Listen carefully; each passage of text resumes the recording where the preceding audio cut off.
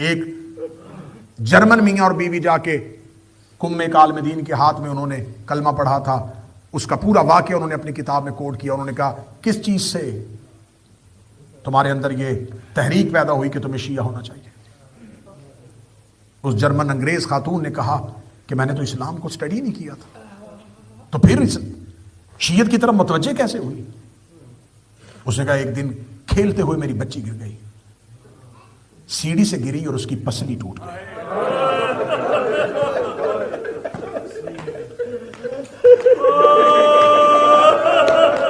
میرے گھر میں ایک لبنانی خاتون گھر کے کام کرتی تھی،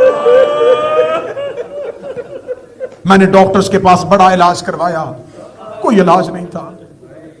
وہ کہتے ہیں میری بچی کی تکلیف اتنی بڑھ گئی، نہ وہ سو سکتی تھی نہ وہ لیٹ سکتی تھی. وہ ماں کہتی میں نے بچی تکلیف میں دیکھ کے میں نے یہ دعا کرنی شروع کر دی کہ میری بچی کو موت آ جائے، مجھے اس کی تکلیف برداشت نہیں ہوتی.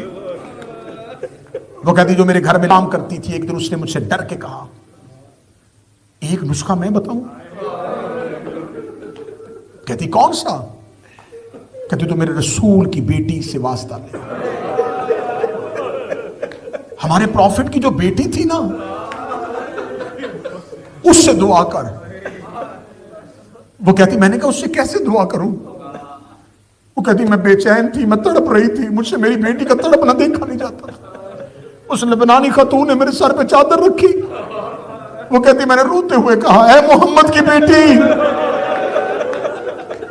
تجھے تیرے ٹوٹے ہوئے زخمی پہلو کا واسطہ. وہ کہتی میں اپنے کمرے میں روتی ہوئی دعا کر رہی تھی، یا میں نے اپنی بیٹی کو بستر سے اٹھ کے چلتے ہوئے دیکھا.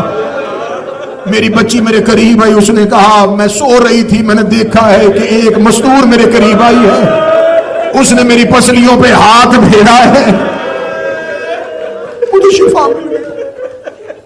وہ کہتی میں نے فوراً اس لبنانی خاتون کو بلا کے کہا مجھے بتا یہ بی بی کون تھی؟ اس نے کہا یہ ہمارے نبی کی بیٹی ہے جس کا نام فاطمہ ہے. اس نے کہا تو نے مجھے اس کا واسطہ دینے کے لیے کیوں کہا؟ اس نے کہا تیری بیٹی کی ایک پسلی ٹوٹی، اس کی ساری پسلیاں ٹوٹی ہوئی تھی. وہ کہتی جب سے میں نے یہ پڑھا مجھے چین نہیں آتا، میری بچی کی ایک پسلی ٹوٹی وہ